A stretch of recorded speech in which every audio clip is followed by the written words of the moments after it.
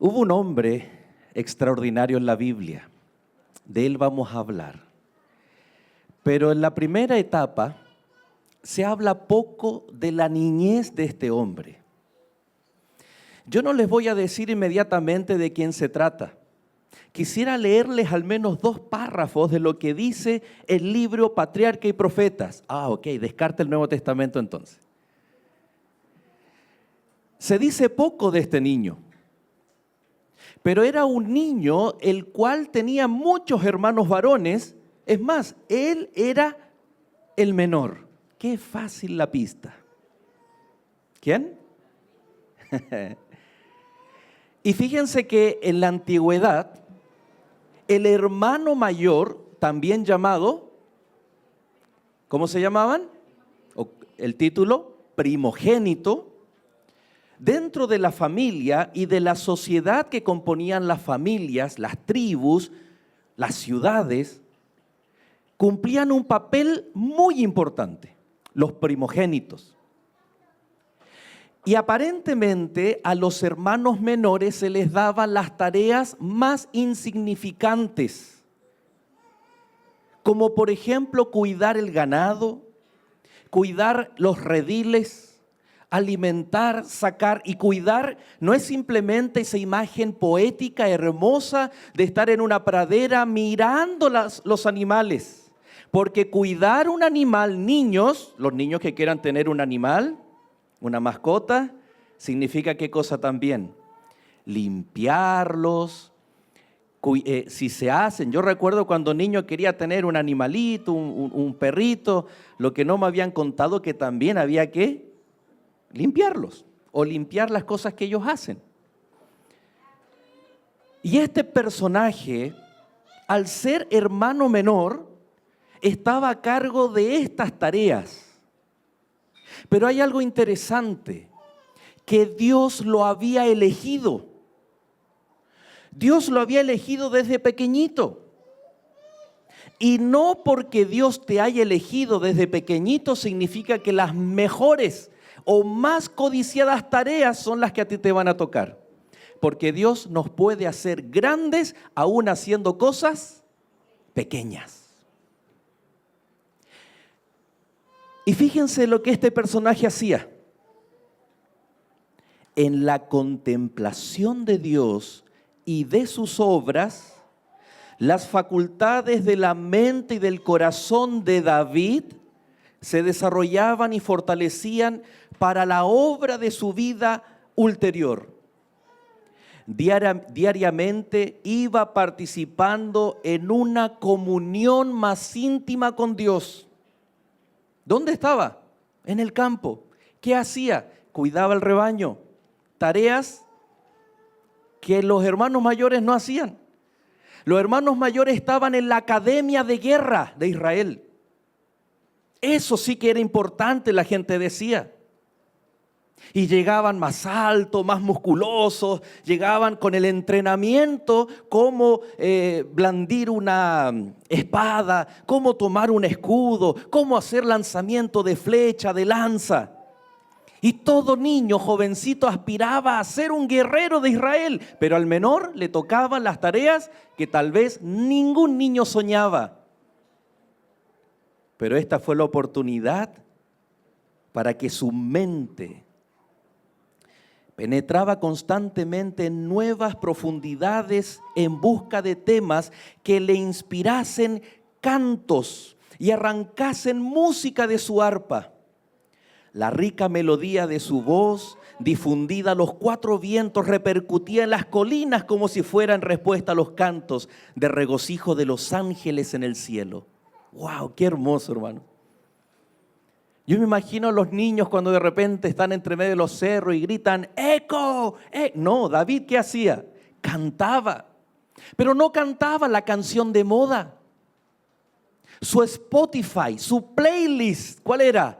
La naturaleza, lo que le rodeaba, y eso lo llevaba a contemplar al Creador.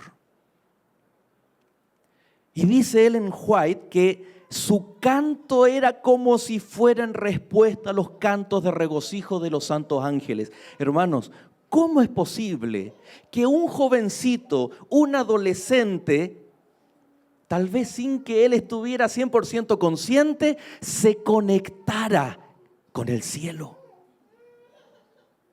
¡Qué tremendo! El Wi-Fi, atentos jóvenes, niños, el Wi-Fi de David el nombre era naturaleza. Y la clave era, Dios es mi creador. Esa era su conexión. Ojo, ¿a qué nos estamos conectando nosotros? ¿A qué se están conectando nuestros niños? Y ahí estaba David. Otro párrafo. Mientras contemplaba las perfecciones de su creador, se revelaban a su alma concepciones más claras de Dios. Temas que antes le eran obscuros, se aclaraban para él con luz meridiana. Se allanaban las dificultades, se armonizaban las perplejidades y cada nuevo rayo de luz le arrancaba nuevos arrobamientos e himnos más dulces de devoción para gloria de Dios y del Redentor. El menor. Y yo me imagino cuánta sorpresa fue para Isaí cuando Samuel le pide: preséntame a tus hijos. Porque Dios iba a elegir a uno de ellos para ser el rey de Israel.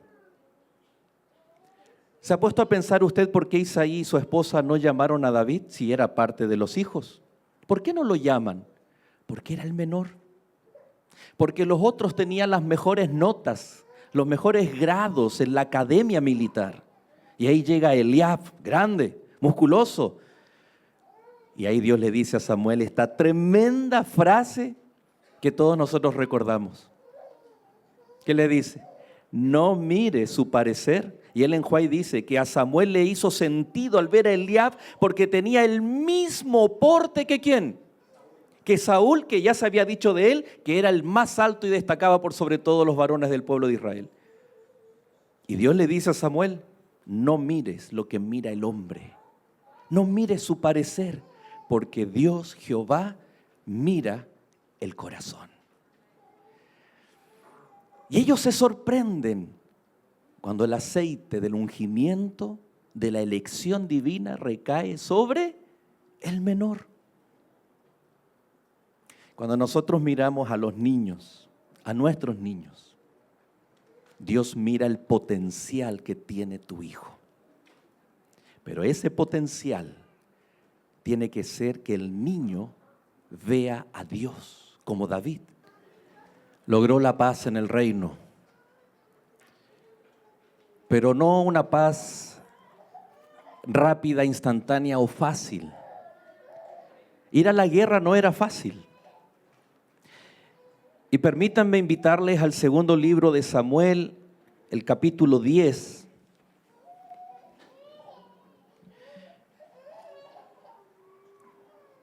Segundo libro de Samuel, capítulo 10. Y para entender un poquito el contexto de cuán bien le iba a David, había una nación llamada los amonitas. Y David decide hacer la paz con ellos porque el padre de los amonitas lo había tratado bien a él. Entonces él, cuando muere este hombre y asume su hijo, él decide entonces hacer las paces. Pero resulta que los amonitas se asocian con los asirios y van contra David. Una y otra vez David los venció. Y dice, por ejemplo, el verso 19, el último verso del capítulo 10, segundo de Samuel, capítulo 10, verso 19. Cuando todos los reyes que ayudaban a Hadad-Ezer vieron cómo habían caído derrotados ante Israel, hicieron las paces con Israel y les quedaron sometidos. De ahí en adelante, los sirios temieron seguir ayudando a los hijos de Amón.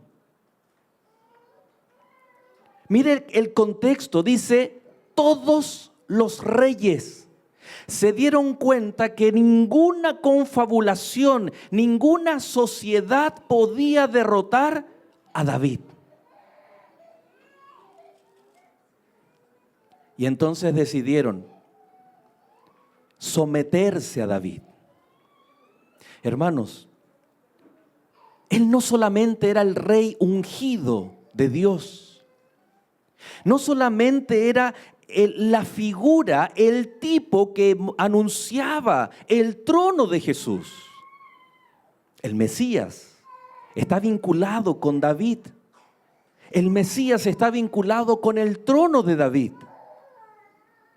Qué privilegio, hermanos. Y como decíamos al comienzo, el menor de todos, aunque Ellen White dice que era menudito, rubio y de gran hermosura, el Señor lo elige.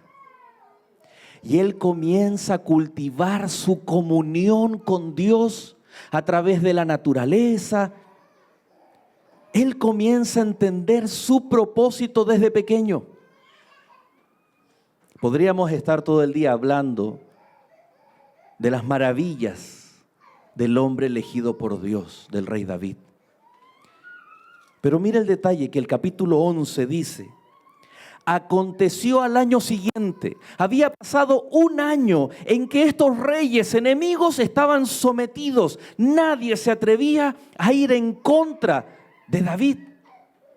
Y el enemigo sabe que cuando tú ganas en algunos campos de batalla, no va a seguir insistiendo en aquello que tú ya tienes dominado, en aquello que Dios ya ha vencido en tu vida, y comienza a buscar puntos débiles.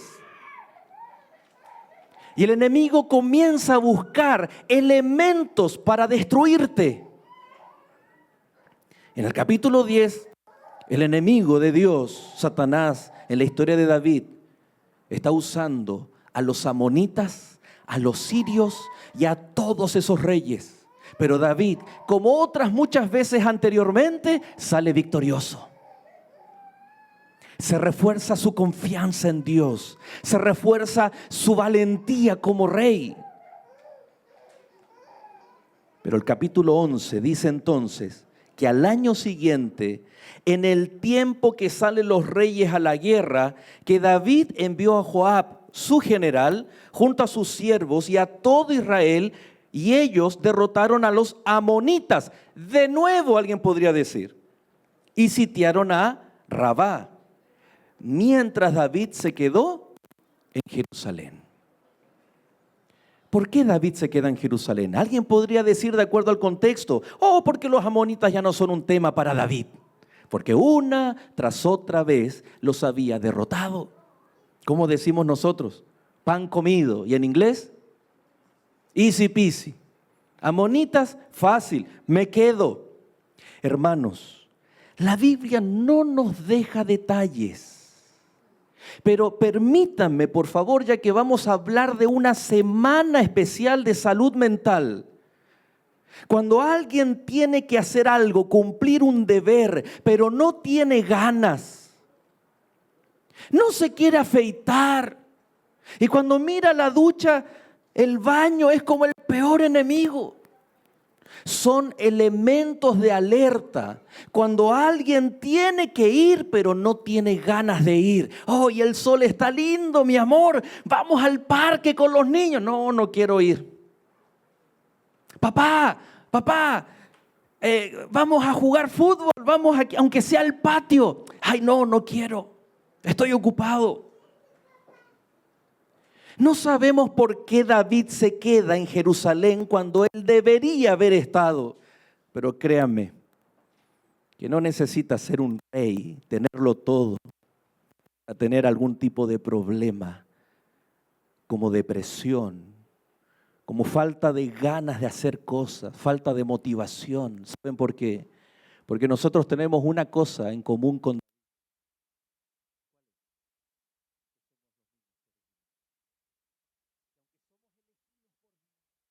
Aunque hemos entregado nuestra vida a los propósitos de Dios, eso no significa que tú no tengas problemas. ¿Cuántos gigantes no hemos derribado en el nombre del Señor? Alguna enfermedad, algún problema, alguna dificultad. ¿Cuántos amonitas no se han levantado y hemos salido victoriosos y aquí estamos victoriosos? Pero el enemigo también sabe que si Dios está con nosotros para derribar gigantes, entonces Él comienza a afectar nuestra salud mental, nuestra salud familiar, nuestro bienestar. Que todo el mundo se preocupa del bienestar físico. Algo me duele, voy al médico. Tengo una situación, voy a emergencia. Pero cuando me siento con ganas de no vivir, con ganas de no existir, con ganas de no ir a trabajar, de no interactuar con mi familia, con mis hijos, con mi esposa, nadie se preocupa. Y el enemigo lo sabe. Ahí está el punto vulnerable. Y David se queda en Jerusalén. Y aquí hay un detalle, hermanos, no menor. Y yo creo que vamos a estar de acuerdo y se lo vamos a preguntar a Rodolfo cuando llegue mañana. Porque aquí hay un indicador terrible. No hay un diagnóstico, pero hay un indicador. Miren el verso 2. Un día. ¿A qué hora? ¿Qué dice su Biblia? Al caer la tarde. ¿A qué hora es eso? Póngale hora, ¿a qué hora? A las 8, dice mi esposa. A las 9 de la tarde, en verano. De la tarde, 4 o 5 de la tarde. ¿Pero qué estaba haciendo el rey más poderoso, más bendecido? ¿Qué estaba haciendo? Se levantó David de su lecho. ¿Qué estaba haciendo el rey, hermanos, a esa hora? Durmiendo. Y aquí yo le quisiera preguntar a Rodolfo. No estoy en contra de dormir la siesta. Es más, hay países, mi querida hermana Isabel, que es ley, ¿o no, mi hermano? Dormir la siesta. Usted en Argentina, hermana Elena, ahí también me mueve. Usted va a comprar a las 2, 3 de la tarde en Argentina, está todo cerrado. Pero hermanos, al caer la tarde, el rey tiene que estar ¿dónde? ¿Dónde están los otros reyes? Pero ¿por qué está en su casa durmiendo? Y aquí es donde nos permite la Biblia especular sin violentar la interpretación bíblica. Él, sí o no, ¿estamos de acuerdo que tenía un problema? ¿Sí o no? Sí, porque no es normal al caer la tarde que se esté levantando de su lecho. Algo estaba pasando en él. Tal vez, con términos más clínicos y modernos, tal vez una depresión endógena. ¿Y sabe por qué endógena? Porque endógeno viene de adentro hacia afuera. Porque de afuera hacia adentro todo era exitoso para David, ¿sí o no?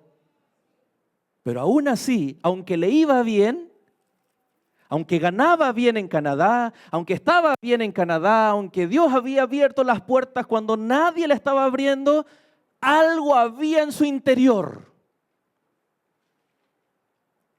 Porque nuestra familia, los amigos que saben que vivimos acá, piensan que nosotros aquí estamos en el paraíso.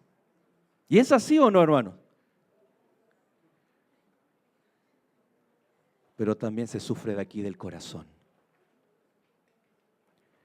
Y no vamos a juzgar al pobre David, porque lo que tal vez le estaba pasando a él, me puede estar pasando a mí también. Porque la apariencia o solamente desde lo exterior parece que nos va bien, parece que estamos bien, parece que nuestra familia está bien, parece que somos buenos padres, buenas madres, buenos esposos. Pero el enemigo sabe cuál es nuestro punto más vulnerable. Y se paseaba sobre el terrado, continúa el versículo 2, de la casa real. Y cuando vio desde el terrado una mujer que se estaba bañando, la cual era muy hermosa, envió David a preguntar por aquella mujer y le dijeron: aquella es Betsabé, hija de Elián, mujer de Urías el Eteo. Envió David mensajeros a que la trajeran y la tomó. Cuando llegó, él durmió con ella, luego ella se purificó de su inmundicia y regresó a su casa. Verso 5, vamos a leer la historia completa. La mujer concibió y mandó a decir a David: estoy encinta, estoy embarazada. Entonces David envió a decir a Joab, envíame a Urías el heteo, a su esposo. Y Joab envió a Urías a David, y cuando Urías llegó ante él, David le preguntó por la salud de Joab, por la salud del pueblo y por la marcha de la guerra. Después dijo David a Urías, desciende a tu casa, lava tus pies. Y cuando Urías salió de la casa del rey, le enviaron un presente de la mesa real, pero Urías durmió a la puerta de la casa del rey con todos los guardias de su señor y no descendió a su casa. Le hicieron saber esto a David diciendo, Urías no ha descendido a su casa. Entonces David dijo a Urías, ¿acaso no vienes de viaje? ¿Por qué pues no descendiste a tu casa? Y Urías respondió a David, el arca de Israel y Judá habitan bajo tiendas. Mi señor Joab, el general, y los siervos de mi señor en el campo de batalla. ¿Cómo iba yo a entrar en mi casa para comer y beber y dormir con mi mujer? Por vida tuya y por vida de tu alma, nunca haré tal cosa. David dijo entonces a Urías, quédate aquí hoy también y mañana te despediré. Se quedó Urías aquel día y el siguiente día en Jerusalén. David lo convidó a comer y a beber con él hasta embriagarlo. Por la tarde salió a dormir en su cama junto a los guardias de su señor, pero no descendió a su casa. A la mañana siguiente escribió David una carta a Joab, la cual envió por mano de Urías. En ella decía, poned a Urías al frente en lo más recio de la batalla y alejaos de él para que sea herido y muera. Así cuando Joab sitió la ciudad, puso a Urías en el lugar donde sabía que estaban los hombres más valientes.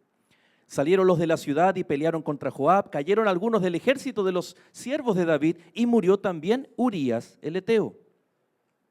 Entonces Joab mandó a comunicar a David todos los asuntos de la guerra y dio esta orden al mensajero, cuando acabes de contar al rey todos los pormenores, los asuntos de la guerra, si el rey comienza a enojarse y te dice, ¿por qué os habéis acercado tanto a la ciudad para combatir? ¿No sabéis lo que suelen tirar desde el muro? ¿Quién hirió a Abimelech, hijo de Jerobbaal? ¿No arrojó una mujer desde el muro un pedazo de rueda de molino y murió él en Tebes? ¿Por qué os habéis acercado tanto al muro? Entonces tú le dirás, también tu siervo Urías, el heteo, ha muerto. Partió el mensajero y al llegar contó David todo aquello que Joab le había mandado.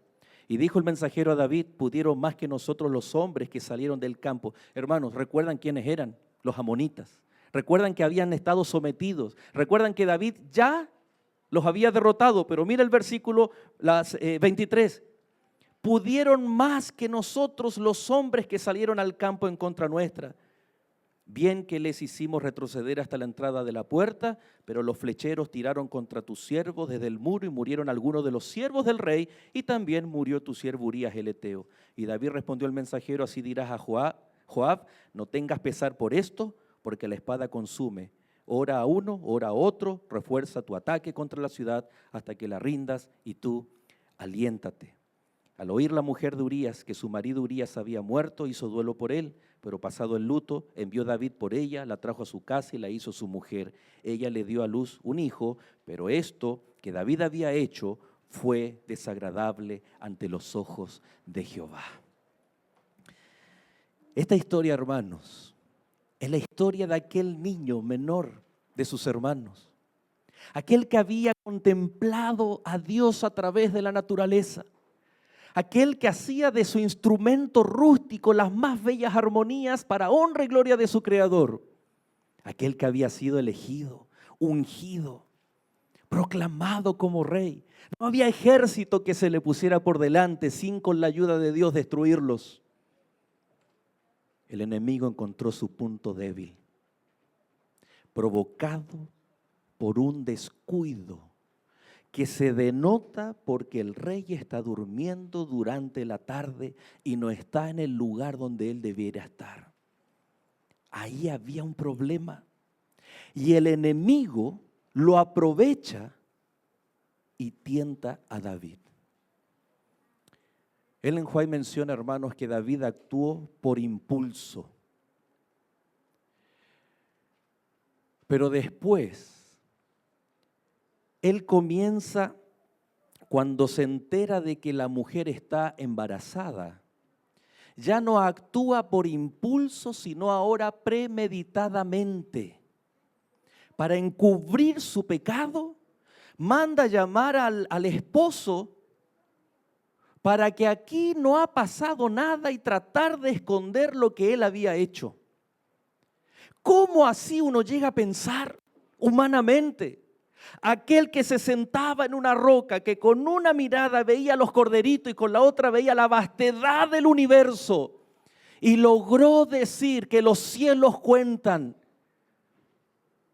la gloria de Dios.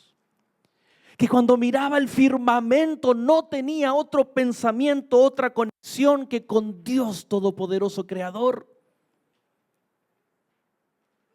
Pero ahora trabaja y actúa por impulso, después maquinando, tratando de tapar algo, olvidándose de que cuando miraba al cielo sabía que Dios era omnisapiente y todo lo sabía. Pero ahora, como un niño que rompe algo, está tratando de esconderlo. No nos admiremos de David, porque esta historia no es la historia solamente del rey David, también es mi historia. Es la historia de hijos de Dios que tienen que luchar contra gigantes, contra ejércitos. Y ahí está nuestra confianza, pero cuidado con descuidar y actuar por impulso. Y Ellen White menciona y dice que Dios permitió que David viviera esta experiencia para poder ser restaurado. Y David entra en un proceso que por razón del tiempo no lo podemos analizar. Pero llama la atención cuando los ancianos se acercan a David y le dicen: David, el niño está enfermo. Y David está sufriendo, David está de cilicio, está vestido de luto y ahí está sentado sobre tierra, el rey más poderoso. Llegó hasta el fondo. Y los ancianos, sus consejeros, temían ir a hablarle. Cuando llegó el día 7 de que nació el niño murió. Y ahí estaban los ancianos: no, dile tú, no, me va a matar, me va a mandar a colgar. Si cuando el niño estaba vivo, grave pero vivo, mira cómo se ponía cuando le hablábamos. Imagínate ahora que el niño ha muerto. Y cuando David los mira que estaban susurrando, los manda a llamar. ¿Qué ha ocurrido? Y esos hombres estaban blancos de temor.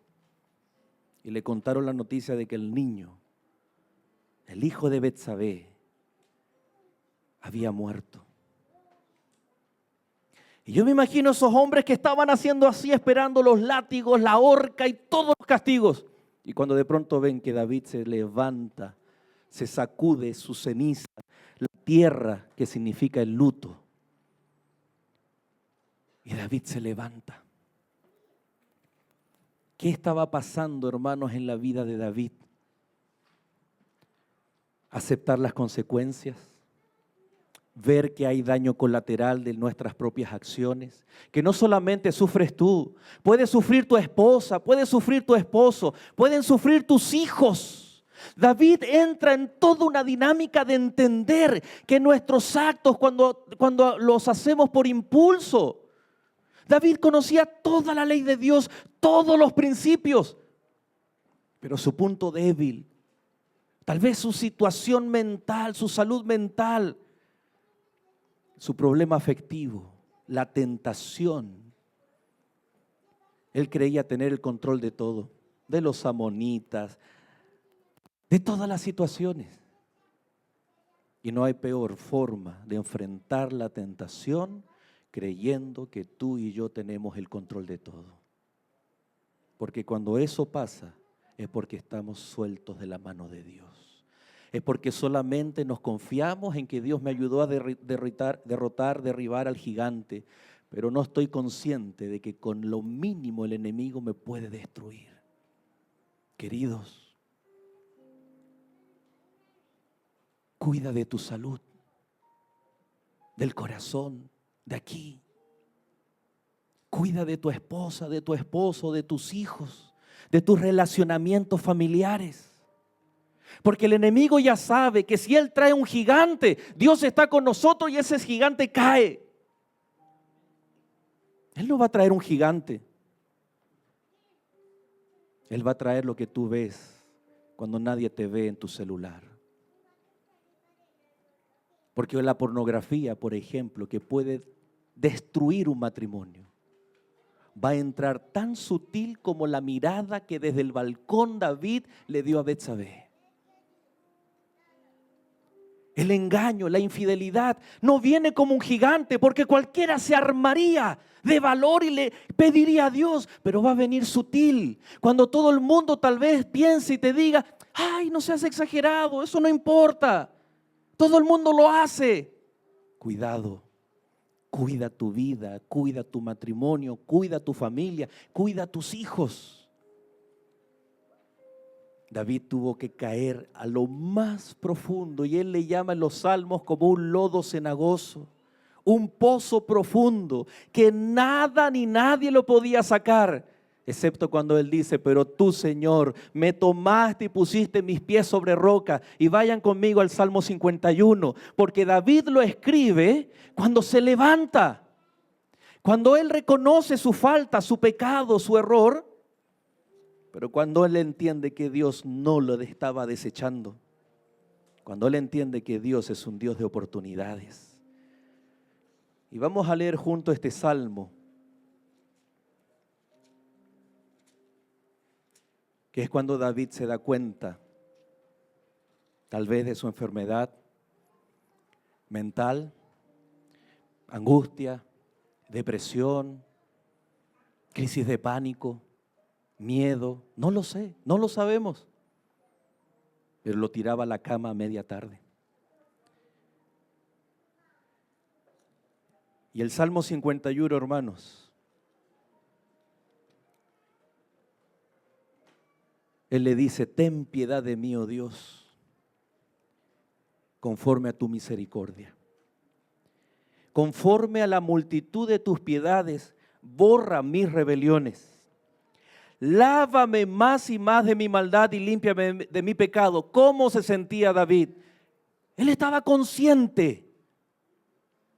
Y en su clamor se deja ver que él estaba consciente. Él no le está echando la culpa a nadie. Él no se está victimizando. Porque hoy en día, hermanos, nosotros somos expertos en echarle la culpa a otros. Y aquí está David, reconociendo su estado. Porque yo reconozco, dice el verso 3, mis rebeliones y mi pecado está siempre delante de mí. Contra ti solo he pecado y hecho lo malo delante de tus ojos. Mire el patrón de conducta, de reconocimiento. Contra ti he pecado. Pero hay una historia bíblica, hermanos, en donde un joven, hermanos, hijo menor también, dice, ¿cómo podría pecar contra mi Señor y contra mi Dios? ¿Cómo se llama esa joven? José. Uno ya cometió el pecado. Contra ti, Señor, he pecado. Pero el daño colateral del pecado es contra la mujer, contra el esposo, hermanos, homicidio, contra el bebé también muere. Pero en última instancia, todo lo que nosotros hacemos se llama rebeldía, rebelión contra Dios. Y el reconocimiento parte diciéndole, Señor, a ti te he ofendido. Aquel que estaba por sobre todas las leyes humanas, el rey, podía hacer lo que él quería, pero nunca el rey podía estar por sobre la ley de Dios. Verso 5. En maldad he sido formado, y en pecado me concibió mi madre. Tú amas a la verdad en lo íntimo, y en lo secreto me has hecho comprender sabiduría. Purifícame con hisopo y seré limpio, lávame y seré más blanco que la nieve. Hazme oír gozo y alegría, y se recrearán los huesos que has abatido. Esconde tu rostro de mi pecado y borra todas mis maldades. Crea en mí, Dios, un corazón limpio y renueva un espíritu recto dentro de mí. No me eches de delante de ti, no quites de mí tu Santo Espíritu. Devuélveme el gozo de tu salvación y espíritu noble me sustente. Entonces enseñaré a los transgresores tus caminos y los pecadores se convertirán a ti. Líbrame de homicidios, oh Dios de mi salvación. Cantará mi lengua tu justicia. Señor, abre mis oídos, mis labios y publicará mi boca tu alabanza, porque no quieres sacrificio que yo lo daría, no quieres holocausto. Los sacrificios de Dios son el espíritu quebrantado, al corazón contrito y humillado. No despreciarás tú, oh Dios. Y termino, hermanos, con lo siguiente. Dios no envía a un profeta al rey. Natán, ¿se acuerdan de Natán? Dios no envía un profeta. Dios envía a un psicólogo. ¿Por qué? Porque Natán le cuenta, le hace ver su situación, pero de forma inversa. Le cuenta la historia de un hombre rico que tenía muchos ganados y animales y corderos, y uno pobre que tenía uno solo. Al rico le llegaron amigos y quiso hacer un banquete, y fue donde el pobre le dijo, dame, y le arrebató su único corderito que tenía. Y cuando David escucha esa historia, y el profeta le pregunta, Natán le pregunta, ¿qué hubieses hecho tú? Ay, Natán le dice, David, este hombre es digno de muerte, ¿cómo es posible? Y el psicólogo que el Señor envía le dice, bueno, ese hombre eres tú. Dios sometió a una terapia al rey David porque de otra forma él nunca hubiese reconocido, y su reconocimiento está expresado ahí en el Salmo 51, que es extraordinario. Una humildad y humillación tremenda buscando la gracia y el perdón divino. Si Natán no hubiese ido a contarle esta historia, esta parábola, el rey hubiese seguido actuando por impulso, hubiese seguido excusándose porque él era el más poderoso. Pero él se tuvo que someter a esta técnica pedagógica que Dios le tenía guardada. Interesante. ¿Saben por qué, hermanos? Porque cuando tú y yo estamos con un problema serio de relacionamiento, para mí es fácil echarle la culpa, y aquí está mi esposa. Es fácil echarle la culpa, o ella echarme la culpa a mí, porque así opera el mecanismo del ser humano. Y es como que dejamos a Dios. No, lo que nosotros estamos sufriendo, muchas veces lo que hago, me daña a mí, daña a mi familia, pero por sobre todas las cosas es un pecado contra Dios. Y hermanos queridos, durante esta semana vamos a tener el privilegio, porque usted se va a poder acercar, va a poder conversar y tal vez escuchar desde una perspectiva diferente, como Natán lo fue para el rey David, de que tal vez la culpa no es de mi esposa, tal vez es mi culpa. Tal vez necesito quebrar mi orgullo y comenzar a clamar como David, Señor, crea en mí un corazón nuevo, crea en mí una mente limpia, restáurame, Señor. Y la pregunta es, Señor, ¿será que tú me puedes dar una nueva oportunidad? David la tuvo. Y usted puede seguir leyendo la historia de David. Hasta el último día de su vida, él cambió. Él fue transformado y fue restaurado. Dios desea hacer eso exactamente con cada uno de nosotros. Sea cual sea tu condición, lo que tú estás sintiendo, Dios lo puede. Si Él ya ha derribado gigantes en tu vida, si Él es capaz de destruir ejércitos que se levantan alrededor de los hijos de Dios, que el enemigo no nos destruya por algo que inicia tan pequeño, pero es capaz de destruir nuestra mente, nuestro corazón, nuestra familia e incluso nuestra iglesia. Querido Dios y Padre, aquí estamos, Señor, como el rey David. Gracias por elegirnos. Pero Señor, tal vez cada uno de nosotros tiene que luchar con diferentes situaciones a nivel mental, afectivo, familiar. Querido Dios, ayúdanos a reconocer nuestras faltas. Ayúdanos, Señor, a clamar para que un corazón nuevo, un corazón limpio, para amarte a ti, para amar a nuestra esposa, a nuestro esposo, a nuestros hijos, a nuestra familia. Y por favor, Señor, ahuyenta al enemigo de nuestro hogar. Te damos muchas gracias por las tremendas victorias que hay en nuestra vida. Pero no queremos ser derrotados, Señor, en nuestro propio hogar. Que tus ángeles protejan desde el más pequeñito, pequeñita, hasta la persona de más avanzada edad. El que vive solo como el que está rodeado de gente. Que tus ángeles acampen, Señor, alrededor de los que te aman, de los que te temen.